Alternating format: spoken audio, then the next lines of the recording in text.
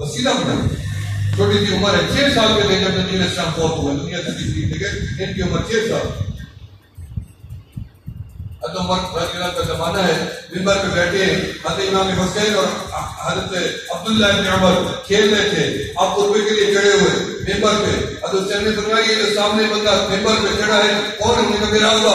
نے کہا یہ تیرا ابا ہوگا لیکن ہمارا غلام ہے, یہ میرا بھی غلام ہے, میری ماں کا بھی غلام ہے, میرے باپ علی کا بھی غلام ہے, میرے نانا میرے اللہ کے نبی کا بھی غلام ہے, ہمارا خاندانی نسلی غلام ہے. اور امام حسین نے حضرت اللہ فرماتے مجھے غصہ لگا, میں بھاگا باپ کے پاس گیا اور جا گیا کہ ابا جان دیکھو آج حسین نے یہ کہہ دیا, آپ تو امیر المومنین ہیں, 44 لاکھ مربع میل پہ جھنڈا اسلام کا لہرانے والے ہیں, فتوحات لانے والے ہیں, نظام چلانے والے ہیں. ایک نیا نظام دنیا کے اندر متعارف کرانے والے آج بھی موجود ہے.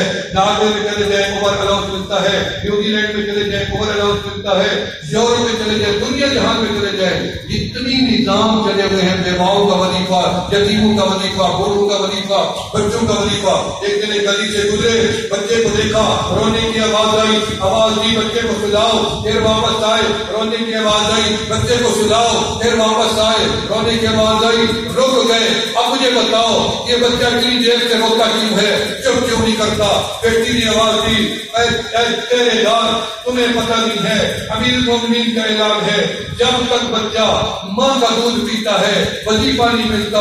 آج ہماری ماں نے غربت کی وجہ سے, افلاس کی وجہ سے اس معصوم کا دودھ چھڑوا دیا ہے تاکہ کل اس کا وظیفہ لگ جائے بیت المال سے.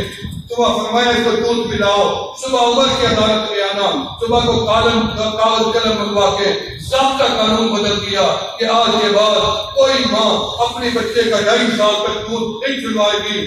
بچہ پیدا ہوگا اور بیت المال سے اس سے وظیفہ لگ جائے گا. یہ قانون آج بھی دنیا میں موجود ہے.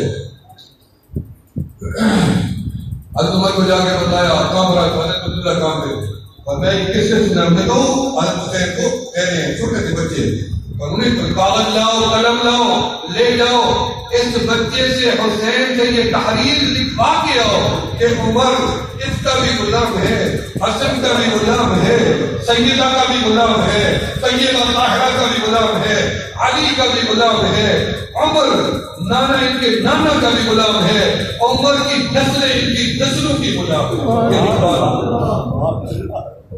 حضرت حسین نے لکھ دیا عمر ہمارا غلام ہے, لائے تحریر کافی. حضرت عمر نے اس کو چوما, آنکھوں پہ لگایا, ٹھنڈک محسوس کی.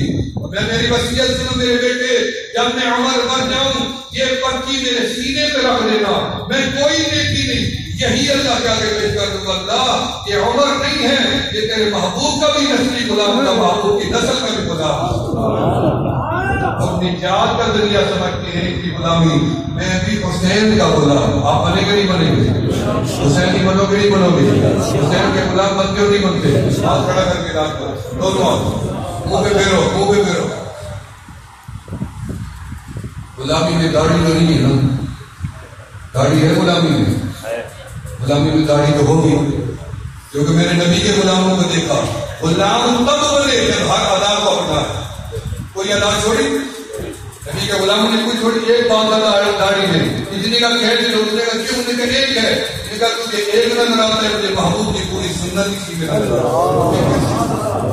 غلام ہے. اور تابعی وہ ہوتا ہے صحابہ کی پوری اتباع کرے. اگلے دن مولانا الیاس گمن کہہ رہے تھے تقریر میں, وہ کہہ رہے تھے ہم یزید کو نہ صحابی مانتی ہیں نہ تابعی مانتی ہیں, جو بن گیا تم کر لو, کیونکہ تابعی وہ ہوتا ہے جو نبی کے صحابہ کی پوری اتباع کرے. جب اتباع میں ایک بات کی بھی کمی آ جائے گی وہ تابعی کا اعزاز نہیں پا سکتا.